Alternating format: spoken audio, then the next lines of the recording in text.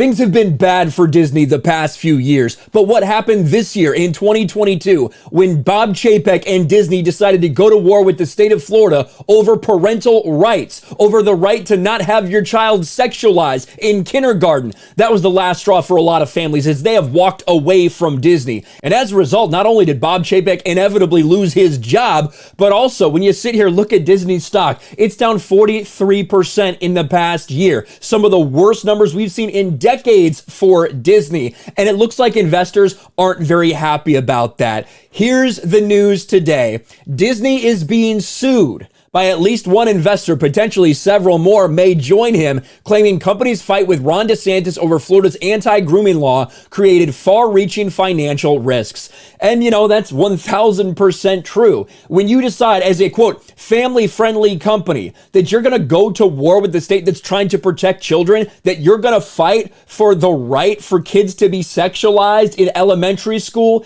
a lot of families are going to have a problem with that. A lot of families are going to leave. And what have we seen from Disney since then? It doesn't matter if we're talking about the theme parks that are down, the box office massively down, or even streaming, where just last quarter, they lost $1.5 billion in streaming. Disney is bleeding right now because families are realizing that this is no longer, and hasn't been for quite some time, a family-friendly company. And now investors are saying, you knew what the ramifications would be, you knew what this would cause, and now they're being sued. A Disney investor has sued the company in an attempt to uncover internal records related to Disney's fight with Florida Governor Ron DeSantis over the state's anti-grooming, parental rights, and education law. Investor Kenneth Simone sued Disney this week in a Delaware court, claiming Disney created far-reaching financial risks for itself and its shareholders through its public attacks on the legislation.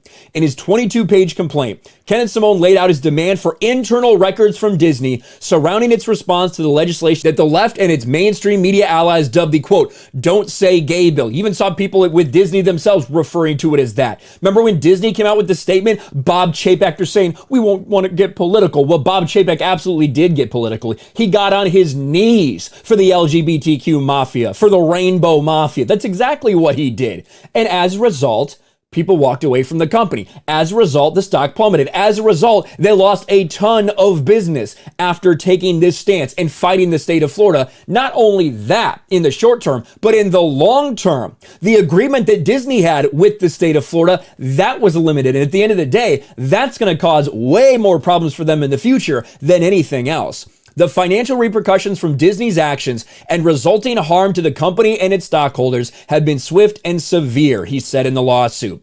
He argued Disney ignored warnings from Ron DeSantis that opposing the law publicly could have severe consequences, including the benefits of a one-of-a-kind deal that has existed between Disney and the state for more than half a century. Florida stripped Disney World of its self-governing privileges in the Orlando area following the dispute over the legislation.